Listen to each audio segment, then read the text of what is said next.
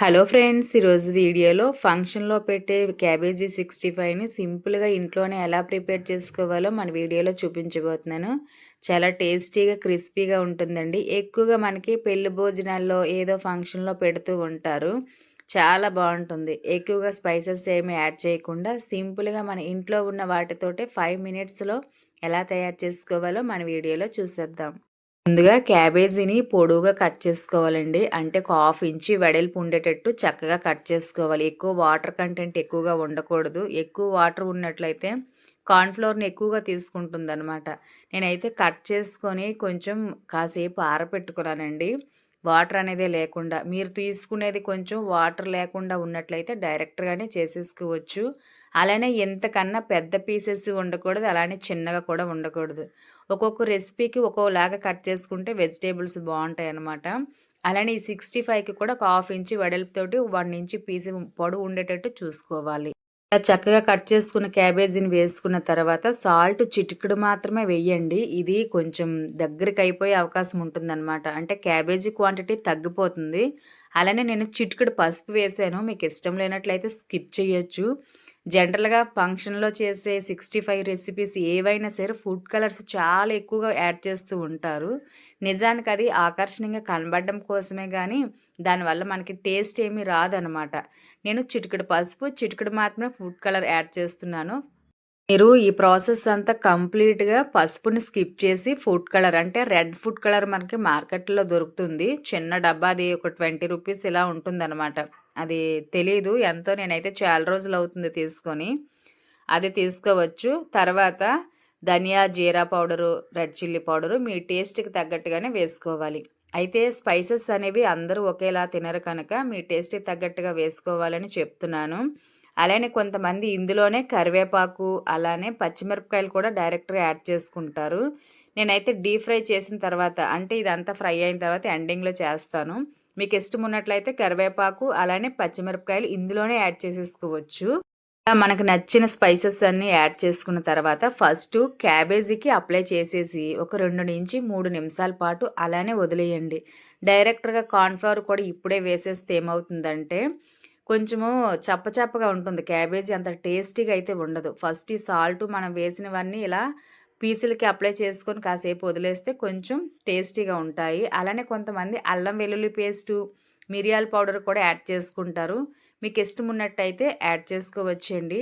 నిజానికి 65 రెసిపీస్ ఏవైనా సరే అది ఆలు అవ్వచ్చు, గోబీ అవ్వచ్చు, క్యాబేజీ అవ్వచ్చు. నిజానికి ఎక్కువ స్పైసెస్ ఉంటే అంత టేస్టీగా అయితే ఉండదు.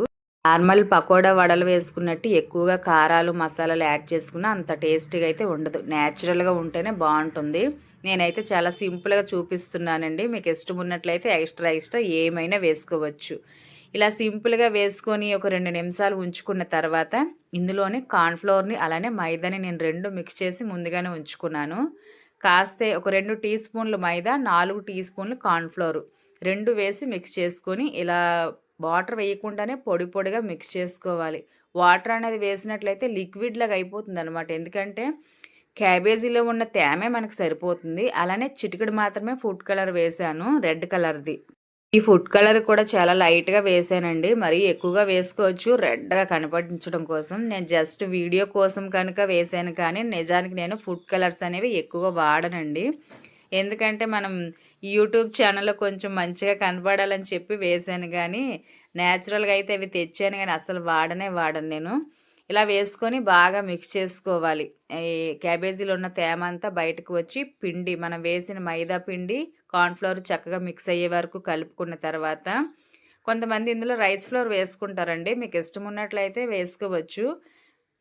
చూసారా? ఇలా చేత్తో కలిపే కొద్దీ ఒక 2, 3 నిమిషాల తర్వాత స్మూత్‌గా అయిపోతుంది. ఇలా పొడి పొడిగా వచ్చేటట్టు మిక్స్ చేసుకొని పక్కనుంచుకున్న తర్వాత వెంటనే డీప్ ఫ్రై చేసేసుకోవాలి. దానికోసం స్టవ్ ఆన్ చేసి బాండీలో డీప్ ఫ్రైకి సరిపడా ఆయిల్ వేసుకొని బాగా హీట్ అయిన తర్వాత మనం ముందుగా మిక్స్ చేసి పెట్టుకున్న క్యాబేజీ మిశ్రమాన్ని పొడి పొడిగా ఇలా వేసేసుకోవడమే. జనరల్‌గా మనము వడలు ఏవైనా శనగపప్పు, శనగపిండి వడలు వేసేటప్పుడు కాసేపు అలా నానబెట్టుకుంటాము. కానీ ఈ రెసిపీకి అలా ఉంచకూడదండి. వెంటనే వేసేసుకోవాలి. లేదంటే మిక్స్ చేసే కొలది ఇందులోంచి వాటర్ రిలీజ్ అవుతుందనమాట క్యాబేజీలో నుంచి. లిక్విడ్ లాగా అయిపోతుంది. ఇలా వేసుకొని ఒక 2 నిమిషాలు హైలోని, ఒక 2 నిమిషాలు సిమ్‌లోని ఫ్రై చేసుకొని తీసేసుకొని, ఎండింగ్‌లోని కాస్త కరివేపాకు నేను ఇందులోని జీడిపప్పులు కూడా వేశానండి. వీడియో క్లిప్ అయితే మిస్ అయిందనమాట. ఇష్టం ఉన్నట్లయితే వేసుకోవచ్చు, లేకపోయినా పర్వాలేదు. తర్వాత కరివేపాకు, పచ్చిమిరపకాయలు జస్ట్ ఇలా పెట్టేసి సిమ్‌లోని మాత్రమే కట్ చేసుకొని ఇలా ఫ్రై చేసుకోండి. లేదంటే చిట్పట్లయి పైకి చిమ్ముతుందనమాట. పొడువుగా కట్ చేసుకొని తప్పకుండా పచ్చిమిరపకాయలకి ఇలా కట్ చేసుకోండి. లేదంటే పైకి పేలినట్టు వచ్చేస్తాయి. ఇవన్నీ చక్కగా ఫ్రై చేసుకొని, మనం ముందుగా ఫ్రై చేసి ప్లేట్‌లో వేసుకుని 65 పైన వేసేసి గార్నిష్ చేసుకుంటే, ఈజీగా భోజనాల్లో పెట్టే క్యాబేజీ 65 రెసిపీ తయారైపోతుందనమాట. చాలా బావుంటుందండి. అయితే మనకి ఎక్కువ కలర్‌ఫుల్‌గా కనిపించలేదు కదా! నేను ఫుడ్ కలర్ జస్ట్ లైట్‌గా యాడ్ చేశాను కనుక ఇలా ఉంది. మీకు ఎక్కువ లుక్‌గా కనిపించాలి అనుకుంటే మరి కాస్త ఫుడ్ కలర్ వేసుకుంటే సరిపోతుంది. మంచి కలర్‌ఫుల్‌గా కనిపిస్తుందనమాట. అలానే ఈ క్యాబేజీ తోటే చేయాలని ఈ రెసిపీ ఏమీ లేదండి. దీని ప్లేస్‌లోని మీరు క్యారెట్ వేసుకోవచ్చు. అలానే గోబీ వేసుకోవచ్చు, పొటాటో వేసుకోవచ్చు. ప్రాసెస్ అయితే ఒకటే. వెజిటేబుల్ చేంజ్ చేసి కూడా చేసుకోవచ్చు. ఈ వీడియో అయితే మీకు నచ్చి అర్థమైందని అనుకుంటున్నాను. వీడియో నచ్చినట్లయితే లైక్ చేయండి. ఈ వీడియో పైన మీ అభిప్రాయాన్ని నాకు కామెంట్ బాక్స్‌లో షేర్ చేయండి. యూజ్ అవుతుంది అనుకుంటే మీ ఫ్రెండ్స్ అండ్ ఫ్యామిలీకి ఫార్వర్డ్ చేసి మన ఛానల్ని సబ్స్క్రైబ్ చేయండి.